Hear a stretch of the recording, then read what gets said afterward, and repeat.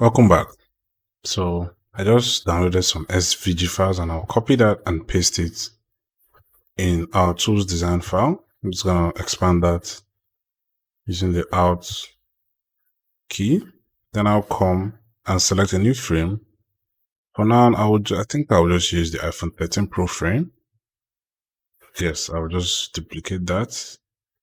Then I'll copy. Yes, I'll copy this IG, increase the height a little bit.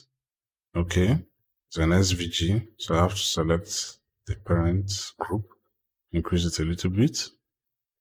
Yes, I think that's all. Everything is aligned. Okay, increase the plus button a little bit, select the YouTube, increase it a little bit. Yes, after aligning that, the next thing I'll do, and I align the paper too. Yes, I just want all the icons to look a little bit big and I'll shift them close to my frame. Yes, I'll start with the first iPhone 13 frame. Yes. And I'll bring the IG into the iPhone 13 frame. Bring the paper, bring the plus icon, and also bring the YouTube. Click the parent group and bring that into the iPhone 13 first frame. So I'll first of all reduce, I'll change the color. I'll change the color, the icons, but before I do that, I'll duplicate it on the second frame.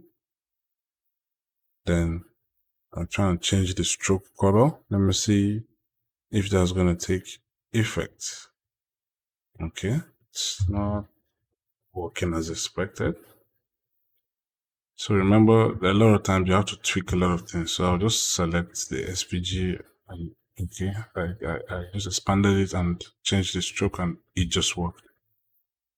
So one good thing about SVG is that it allows you to edit each element you're seeing in that particular icon. So I'll just select the YouTube and create a component from that. So when I come to my assets, I'm going to see the YouTube. I can use it in case I have several pages in this design file. I can use it throughout. So I can also see I just created a component out of the IG, even the plus icon, I created a component out of it. So that's how to create a reusable component that you can always access throughout all pages in your particular Figma design file. So that's just it.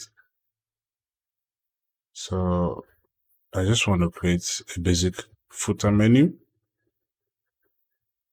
Okay, see, try changing the color of the component and it worked because it has merged everything into one icon. So next thing I'm going to do, I'm just trying to play around with colors. Yeah, this is the IG color. Something between red and purple. So I select a rectangle and I drag that below. That's a mistake, sorry. Use the arrow as a shortcut. I drag that below to give me background shade for my menu. So I go ahead and click certain things I need and drag them into my menu. I'll first start. Yes, I'll move the rectangle up. Then I'll go ahead and I wanted to create that as a component, but okay, I've added the heart shape as a component. What else do I need to add as a component here? I would move this rectangle layer by the side. Let me just reduce the size of some of these elements. So I'll drag this YouTube above the rectangle layer so that to be visible. I'll reduce the plus SVG element or layer. I will duplicate that, take it close to the YouTube. I'm going to reduce the paper SVG icon too. Resize that, take it over the rectangle. What I'm trying to do here, I'm trying to create a bottom menu outside, then I'll drag it into my iPhone 13 frame. And the last one will be the Instagram. I'll resize that and take it here. So it has an equal of 19 pixel gutter in between them. This is something that you understand furthermore. You can always use any shape or SVG to achieve this. Yours can look more intuitive or catchy than mine. Mind you, this is just a basic example on how to use components, reusable components throughout your design files or pages. So I'll create this as a component. And as you can see, I'll just move this out or delete it because I don't need it anymore because I already have a component. I'll duplicate that and drag it to the footer of my first frame. Yes. So as you can see, that's looking nice and clean at the bottom. Also duplicate it and push it to the second frame.